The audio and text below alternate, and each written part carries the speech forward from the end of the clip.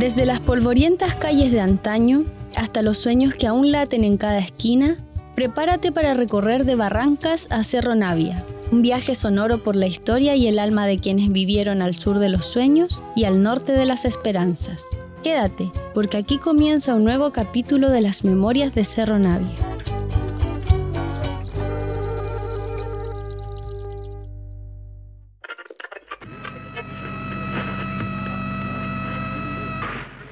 Mantener la tranquilidad, ya que el control total del país está bajo las Fuerzas Armadas. Reiteramos a todos los ciudadanos que estén en sus lugares de trabajo no moverse. Igualmente a todas aquellas personas que están en sus hogares no salir de ellos. Mantener la tranquilidad. La situación en el país bajo el control total de las Fuerzas Armadas es de absoluta normalidad. Rogamos a los ciudadanos mantenerse en sus hogares.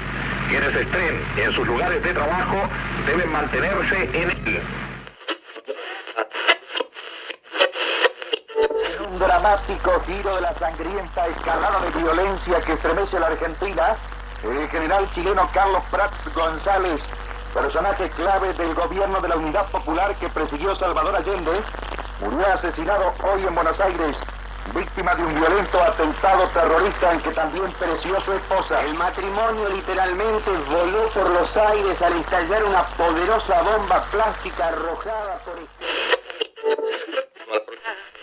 El diario de Cooperativa está llamando. Desde un camino adyacente situado a un costado del aeropuerto Comodoro Arturo Merino Benítez, les informa Eduardo Segovia.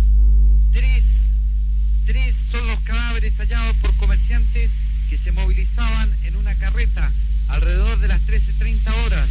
Cuando han transcurrido ya 2 horas del hallazgo, el sector se encuentra acordonado totalmente por carabineros, quienes llegaron en un bus de fuerzas especiales bloqueando los accesos que llevan o vienen desde Quilicura.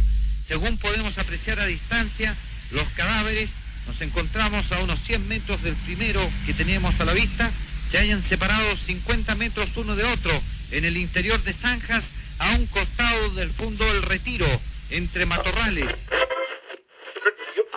También me acuerdo cuando me empezaron a rociar con benzina todo mi cuerpo, de la cabeza a los pies. Me tenían apuntando a los 2 fusiles, me habían pegado antes, todo eso, y me sentía impotente entre tantos militares. Me sentía impotente, o sea, no podía hacer nada, no podía arrancar. Nada, o sea, también cuando me sentí toda mojada y cuando buscaron a Rodrigo, yo sabía que en mi país degollaban, que mataban, que asesinaban, que desaparecían a la gente, pero jamás me imaginé que podían haber personas tan inhumanas.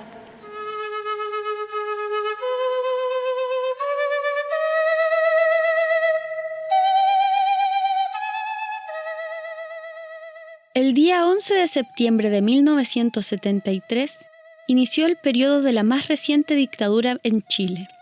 Con un golpe de Estado apoyado y financiado por la Agencia Central de Inteligencia estadounidense, conocida por su sigla en inglés CIA, Augusto Pinochet y la Junta Militar derrocaron el gobierno democrático de la Unidad Popular e instauraron un régimen con participación de civiles y militares, caracterizado por el autoritarismo, el terror, la censura y la persecución política.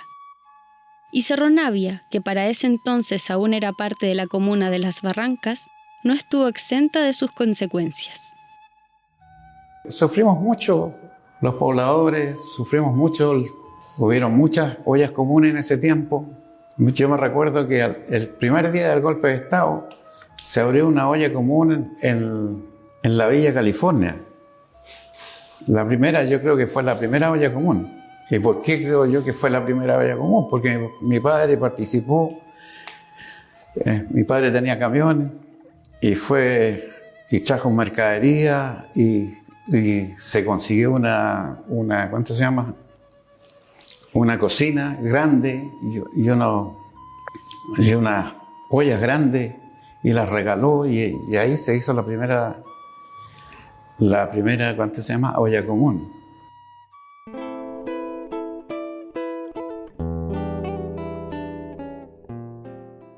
Según el informe del equipo de solidaridad de la zona oeste de la Vicaría de la Solidaridad, el 4 de noviembre de 1973, menos de 2 meses después del golpe de Estado, se abrió un comedor popular en la población Herminda de la Victoria.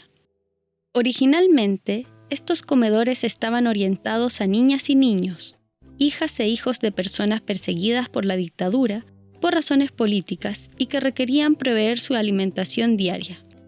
Pero con el tiempo y frente al aumento de la necesidad de pobladores y pobladoras, los comedores se abrieron también para el resto de las familias.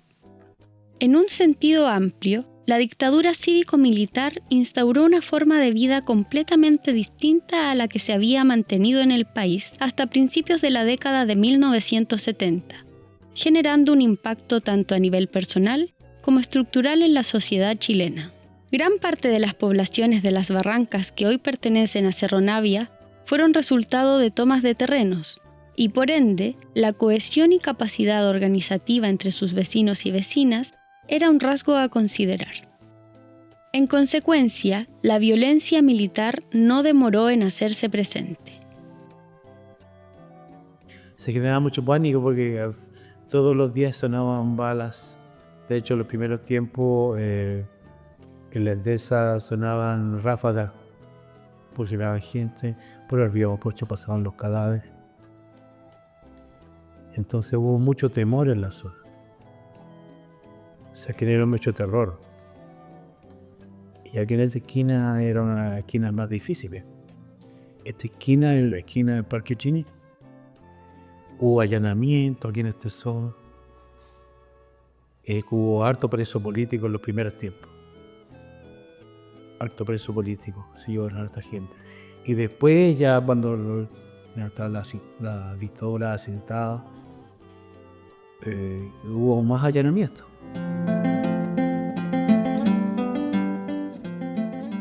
Dentro de los casos de detenciones políticas, cabe destacar el de Clorinda del Carmen Apablaza Enríquez, asesinada el 21 de septiembre de 1973. Carmen, como la llamaban sus vecinas y amigas, fue una destacada dirigente de la población Violeta Parra, gracias a la cual muchas familias pudieron obtener productos que hoy nos resultan indispensables, pero que para la época eran sinónimos de lujos, como una cocina. Mi mamá siempre decía, no, esta cocina la sacamos en el Centro Madre porque la Carmen Apablaza hizo las gestiones, las vecinas por ahí todas tenían cocina, las primeras cocinas, todo lo más básico, porque ella, dentro del Centro Madre, ella era como se imagina que era la dirigente de ese entonces y ella ayudó mucho a la población. Carmen había sido una activista dirigente social y militante del Partido Socialista, lo que la habría condenado a muerte solo 10 días después del golpe de Estado. Su vivienda fue allanada el día 21 de septiembre de 1973 por agentes militares pertenecientes al regimiento Buin, en presencia de su familia.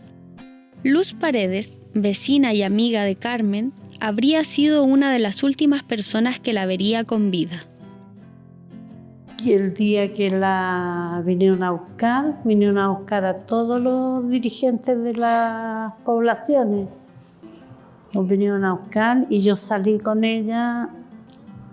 Estaba en la casa de la Carmen, yo salí a la casa de la Carmen, le echaron a abrir el camión de la micro, no era camión, de la micro. Entonces, y ella iba sentada y yo iba al lado de la ventana. Caminando al lado de la ventana, pasaban a buscar a otro dirigente y yo al lado de la ventana. Y ella me miraba con unos ojos que me decía, ándate, ándate. Y yo la seguí, hasta acá, hasta Huelén. Cuando llegó la micro a Huelén, tomó rápidamente, ya no pude seguirla. Y después la mataron. Así como Carmen, fueron decenas las personas que tuvieron un destino similar, solo en Cerro Navia.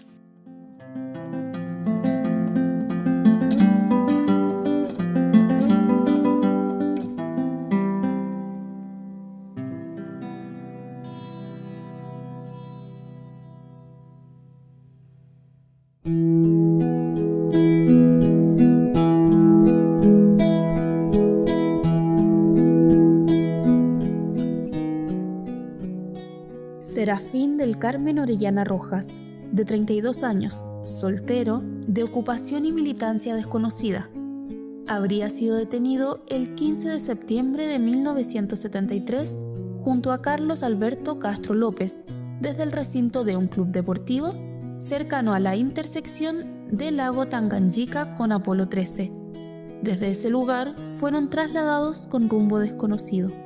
En los días posteriores, la familia de Carlos Castro lo buscó por diferentes centros de detención, sin dar con el paradero de ninguno de ellos, hasta que fueron avisados de los entierros clandestinos que pobladores y pobladoras estaban realizando en la ribera del río Mapocho. Cercano al puente Resbalón, bajo montículos de tierra, fue identificado el cuerpo de Carlos Castro, pero Serafín Orellana no se encontraba junto a él. Aún hoy, la familia desconoce su paradero, aunque es posible que corriera la misma suerte que su amigo Carlos. Juan II Utreras Beltrán, comerciante ambulante de 23 años, sin militancia política conocida.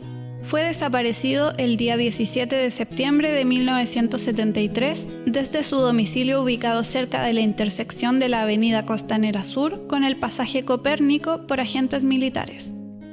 Recién en 2011, 38 años después de su detención, el Servicio Médico Legal logró identificar algunas de las osamentas correspondientes a Juan Utreras en el patio 29 del Cementerio General. Restos que fueron trasladados al Memorial de Detenidos Desaparecidos del mismo cementerio, donde hoy descansa. Carlos Manuel González Osorio, obrero de 19 años, sin militancia política conocida. Fue detenido en la avenida Salvador Gutiérrez con Resbalón junto a dos jóvenes el 12 de junio de 1974 por militares que lo trasladaron al regimiento de Buin. Ahí, Carlos sería víctima de burlas debido a su estado mental, que lo habría hecho internarse en un hospital psiquiátrico solo unos meses antes.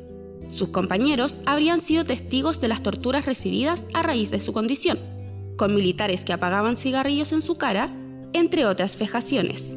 Desde ese día, Carlos González es parte de la lista de detenidos desaparecidos de nuestro país.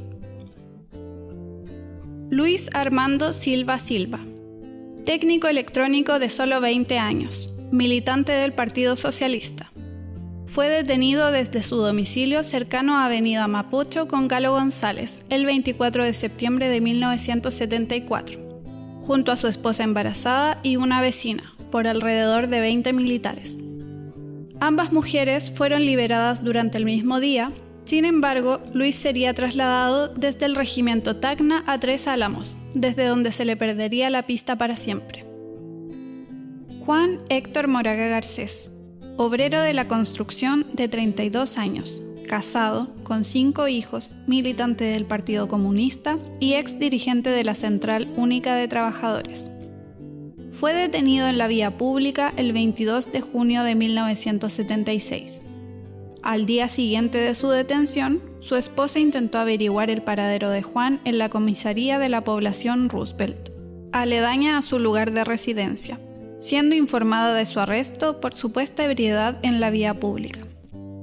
Sin embargo, en julio del mismo año, la prensa informaba diversos operativos en contra de militantes del Partido Comunista, entre ellos dirigentes y compañeros de Juan en la Central Única de Trabajadores, que habrían sido reconocidos en Villa Grimaldi.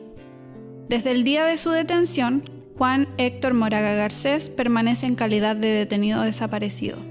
Moisés Eduardo Mujica Maturana, ex empleado de la editorial Quimantú, de 30 años, casado, con 2 hijos y militante del Partido Comunista. Fue detenido por agentes de la Dirección de Inteligencia Nacional, conocida por su sigla DINA, en la intersección de Avenida Mapocho con Domeico, durante la mañana del 29 de abril de 1976, en presencia de su esposa. A partir de ese momento, nunca más se supo de su paradero. Juan Antonio Aguirre Ballesteros, obrero panificador de 23 años, soltero y sin militancia política. Sería detenido cerca de la intersección de la avenida Salvador Gutiérrez con Lisboa durante la madrugada del 4 de septiembre de 1984, cuando se dirigía a su lugar de trabajo. Ese mismo día se había convocado a una jornada de protesta, lo que habría sido razón suficiente para que Carabineros lo tomara detenido junto a otros trabajadores, siendo objeto de maltratos físicos. La familia le perdería el rastro hasta ser encontrado 51 días más tarde, mutilado en el estero de Codegua, en San Rafael de Melipilla. Héctor II Pacheco Avendaño, obrero tornero de 54 años, casado y padre de 2 hijas, sin militancia política conocida. Fue sustraído desde su casa en la población Herminda de la Victoria, la noche del 14 de noviembre de 1989, mientras su esposa e hijas dormían. A solo 4 meses de que Augusto Pinochet entregase el poder a Patricio Aylwin y la alegría llegara para tantas otras familias, Héctor Pacheco fue desaparecido.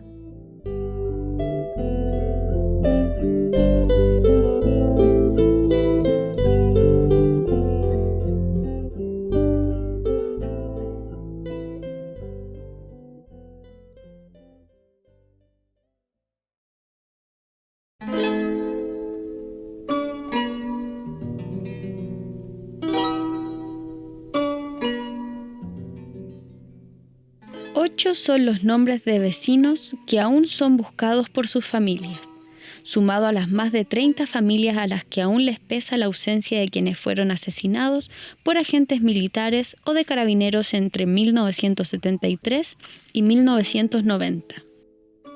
De todos ellos, 4 aún no cumplían la mayoría de edad. Francisco Antonio Fuensalida Morales, de 12 años, asesinado el 27 de marzo de 1984. Jessica del Carmen Rifo Troncoso, de 10 años, asesinada el 16 de septiembre de 1973. Héctor Enrique González Yáñez, de 8 años, asesinado el 26 de diciembre de 1973. Y Luz Marina Peinemán Puel, una bebé de solo 15 días de vida, asesinada el 27 de marzo de 1984. Juanita, madre de Héctor, o Tito como le gustaba llamarlo, aún siente el vacío de esta pérdida. La vida de mi hijo, pero fue muy doloroso, muy grande. Uno como madre, tenga los hijos que tenga, y para uno que una muerte de un hijo es muy grande, muy doloroso. Yo no se lo daría a nadie. Y es terrible perder a un hijo. Y de esa manera tan rápido. Yo ahora puedo abrirme a conversar. Yo estuve muchos tiempo, años, yo creo que no le contaba a nadie. Es que yo sé lo que es perder un hijo. Y es tremendo, es un dolor muy grande perder un hijo, aunque tenga los hijos que tenga uno. Pero el dolor no era solo de sus madres. También eran nietas y nietos, sobrinas y sobrinos, hermanas y hermanos. Como Mónica, hermana de Iván Marcelino Aquebeque Antileo. Ay, yo era como la regalona. Sí, yo era su regalona. Siempre estaba al lado de él, o siempre lo buscaba. Él era muy cariñoso. Ay, aquí ya me puse emocionada. Así que, pucha, recuerdo su cariño, su alegría, sus ganas de vivir. No sé, nos hemos mantenido en esta lucha, a pesar de todos los pesares.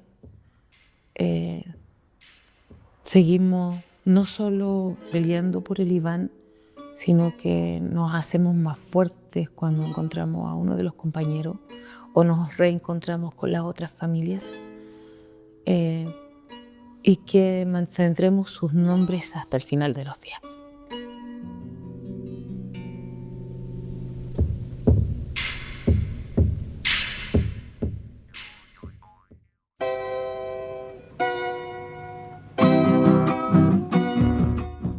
En respuesta a la violencia asoladora que se vivía en el país y con mayor fuerza en las poblaciones periféricas, a partir de 1983 se comienzan a hacer llamados regulares a jornadas de protesta nacional, consistentes en días donde se paralizaba el país con la finalidad de manifestar el descontento existente respecto a la dictadura militar. Cerro Navia era entonces un importante foco de conflicto.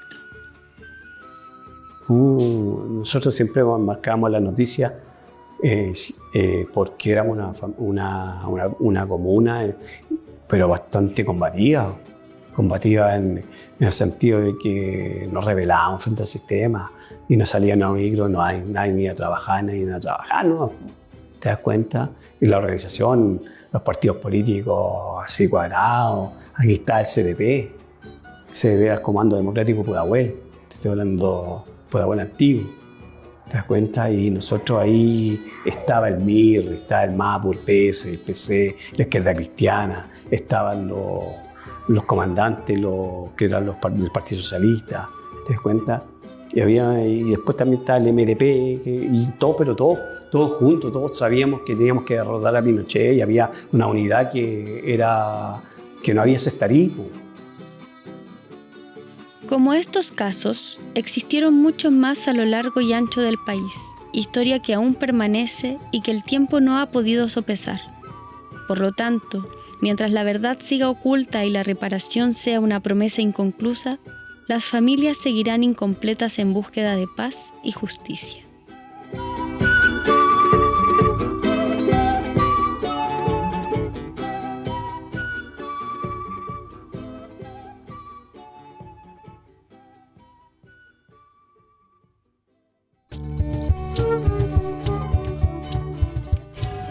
Este episodio fue posible gracias a idea original, Fernanda Plaza Suárez.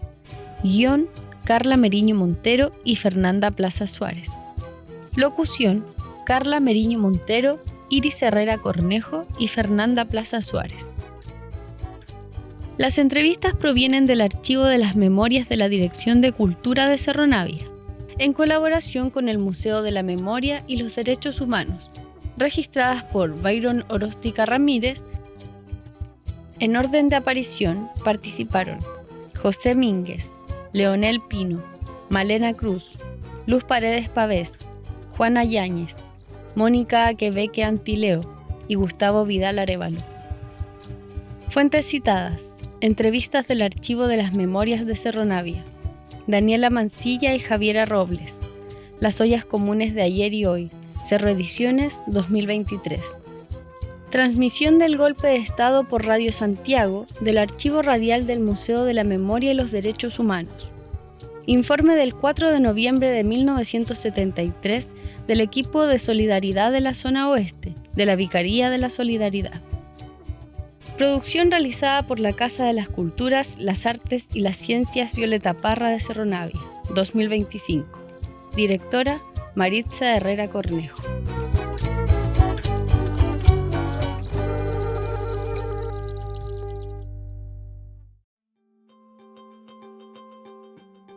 Esta producción sonora fue realizada en los estudios de Radio Inventada del Centro Cultural de España en Santiago. Las opiniones vertidas en este programa son de exclusiva responsabilidad de quienes las emiten y no representan necesariamente el pensamiento de Radio Inventada o el Centro Cultural de España en Santiago. Editor general de Radio Inventada, Joaquín Jiménez Salvador.